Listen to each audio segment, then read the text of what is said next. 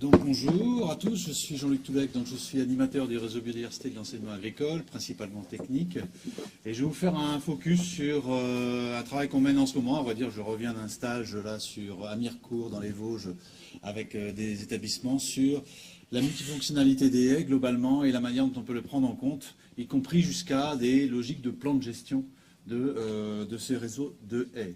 Alors d'où ça sort un peu tout ça? Comme ça a été dit au début, il y a le plan agroécologique pour la France et la traduction pour l'enseignement agricole, c'est un plan qui s'appelle Enseigner à produire autrement et qui vise vraiment à développer la transition agroécologique dans l'enseignement agricole. Alors ça se passe comment? Ça se passe à la fois par la modification, la rénovation des référentiels de formation. Le bac pro conduite et gestion de l'entreprise agricole vient d'être rénové. Là, il intègre clairement ces questions agroécologiques.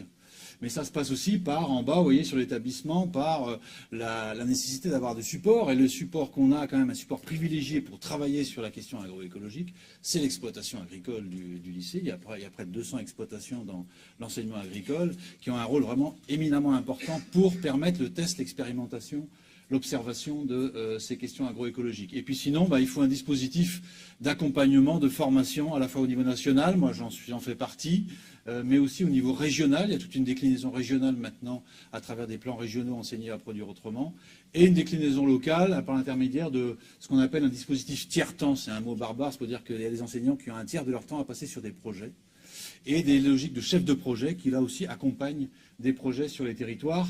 Ça rejoint bien la mission animation et développement des territoires, qui est une des missions de l'enseignement agricole. Alors, si on regarde ça, finalement, ça va rejoindre des choses qui ont été dites, si ça marche, voilà, qui ont été dites déjà. Évidemment, l'enjeu essentiel de tout ça, c'est de considérer l'exploitation comme un agroécosystème.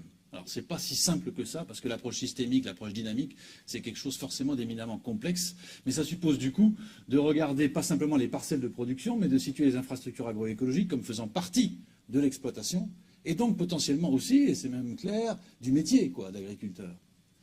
Du métier d'agriculteur, mais comme ce sont des éléments qui sont à l'interface entre des exploitations d'une part et des exploitations et des territoires, ça concerne du coup, pour l'enseignement agricole, pas que les formations agricoles et forestières, ici, qui sont des formations de production, on va dire, mais aussi des formations qui sont plus liées à l'aménagement, à la gestion des territoires de manière générale, et de la biodiversité par exemple, que sont les formations nature, paysage, voire les formations services, qui sont aussi des formations intégrées dans l'enseignement agricole, qui finalement dépassent la logique tout simplement de production. Et donc il nous semblait, et d'ailleurs c'est aussi des choses qui sont ressorties des demandes des établissements, que l'arbre et la haie, c'est un formidable objet agroécologique, un formidable objet parce que, d'une part, il est à l'interface, vous voyez, entre ces différents espaces. Il est aussi un support qui est extrêmement fédérateur en termes de filière de formation, je viens de le dire, mais aussi de discipline. C'est bien un sujet interdisciplinaire. Et puis, c'est un bon sujet aussi parce que un arbre, c'est un élément fixe. C'est un élément qui va nous obliger à penser les choses un peu dans le long terme et donc à regarder les choses un peu différemment, peut-être que l'itinéraire technique, culturel, qui est plus annuel ou interannuel. Donc l'objectif qu'on essaye de développer, c'est d'avoir une approche qui soit bien multifonctionnelle. C'est ça qui est essentiel finalement derrière notre approche. Multifonctionnelle, et comment ça se traduit dans une logique de gestion. Alors, du coup, on a mis en place avec la Bergerie nationale de Rambouillet un groupe de travail national sur le sujet qui regroupe aujourd'hui 13 établissements avec des situations extrêmement diverses. Il n'y a pas que des paysages bocagers, vous pouvez le voir, ça on rejoint la carte de Sophie Morin tout à l'heure. On a des paysages divers et variés à l'échelle nationale. Et chaque projet est assez particulier, du coup. Je vais vous en prendre 3 comme exemple pour vous montrer. Alors, il y a à la fois des systèmes de production, des formations, des paysages qui sont extrêmement diversifiés.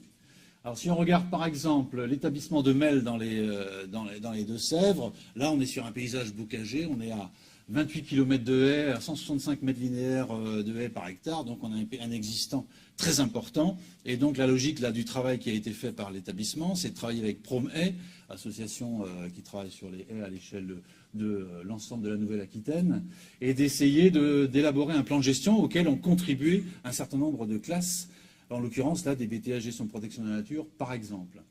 Et donc, ils sont arrivés à quoi? Ils sont arrivés à une typologie des haies et un certain nombre d'actions qui visent à valoriser quoi? Plusieurs fonctions, puisqu'on a bien ces logiques de multifonctionnalité. D'une part, de valoriser le bois, donc ça peut se traduire en mètres cubes apparents plaquettes à produire et à récolter. Ça va se traduire aussi par le potentiel agronomique. Agronomique, ça veut dire agricole, c'est aussi pour l'élevage.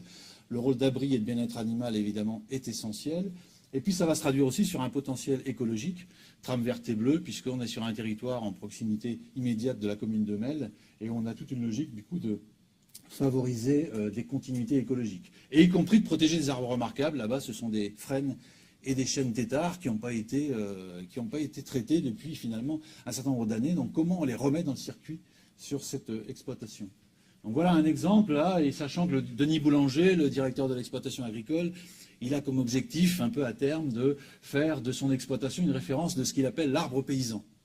On pourrait l'appeler l'arbre champêtre. Donc c'est bien quelque chose qui est au cœur même du projet d'exploitation.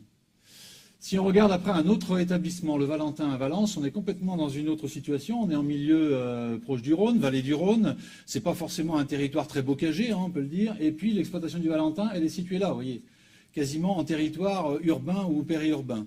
Donc l'enjeu, là, finalement, les apprenants comme des partenaires, la LPO, l'ONF, ont travaillé sur les continuités écologiques en lien avec la collectivité qui existent ou n'existent pas sur le territoire, et de voir du coup quelle pouvait être la place de l'exploitation pour développer à la fois deux fonctions en fait principales, là, et donc ils sont arrivés à un programme, à un plan de plantation de haies sur l'exploitation du lycée, où ils intègrent deux principales fonctions, celle du directeur de l'exploitation qui est le bien-être animal, parce qu'on est quand même sur un milieu qui est très ensoleillé et très venté, donc il y a une question d'abri tout simplement essentielle pour lui, et puis sur des questions donc du coup de biodiversité, en particulier sous l'angle de connectivité. Donc les haies sont plantées, maintenant la question c'est de les conduire, et c'est la question aussi de les inscrire dans le travail des salariés, parce qu'il y a aussi des acteurs, des salariés qui travaillent sur ces exploits, et il faut aussi les accompagner dans ces logiques-là. Troisième exemple, l'exemple de Courcelles aussi, ils sont là, vous voyez, ils sont venus en force, et donc ils sont bien motivés. Et là, ils ont porté un projet avec la communauté de communes de leur territoire sur un projet trame verte et bleue, donc ils ont répondu à un appel à projet régional.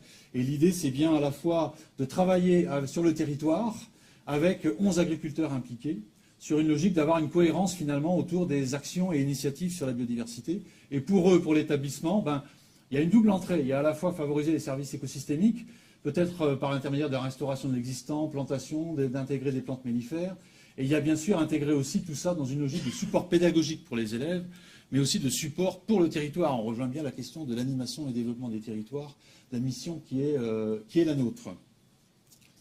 Alors, pour finir, finalement, quand on regarde tout ça, on s'aperçoit de quoi? C'est que la transition agroécologique, ça suppose quand même de définir vers quoi on va, et de définir comment on y va. C'est bien donc une logique de cheminement vers un objectif. Notre cheminement, nous, c'est, dans cette idée-là, la gestion multifonctionnelle des haies. Donc pour y arriver, et ça suppose d'intégrer finalement les arbres et les haies comme un moteur de la transition écologique dans certains établissements, peut-être pas dans tous, mais dans certains établissements. Et pour ça, ça suppose finalement de poser un certain nombre de questions qui peuvent émailler un cheminement à la fois technique et pédagogique.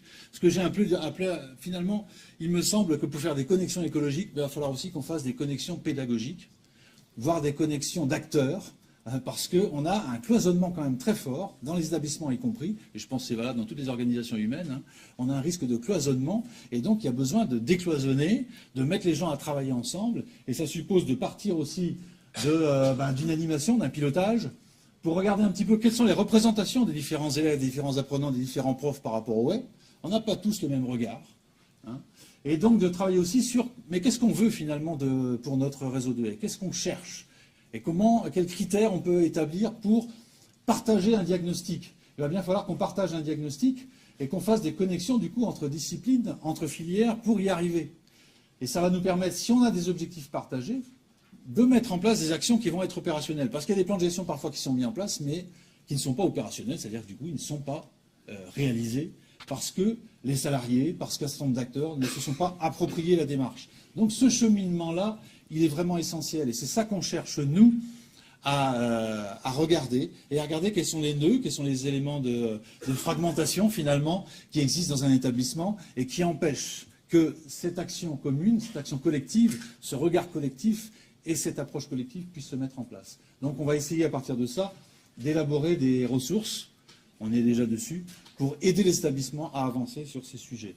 Et je finirai juste en vous montrant quelques photos finalement du travail qu'on peut mener et de vous dire que j'ai bien aimé la remarque de Thierry Gahennock tout à l'heure disant qu'on est sur une logique de culture de l'arbre et culture de la haie. Et je vois bien culture sous un double sens en fait. On est bien sur une logique d'une culture sous l'angle de l'itinéraire technique quelque part, de la conduite, mais on est bien aussi sur l'angle de la culture, c'est-à-dire des regards, des approches, des savoirs et des savoir-faire autour de la question de l'arbre, et qui se sont clairement perdus dans l'espace agricole et aussi dans les établissements d'enseignement agricole.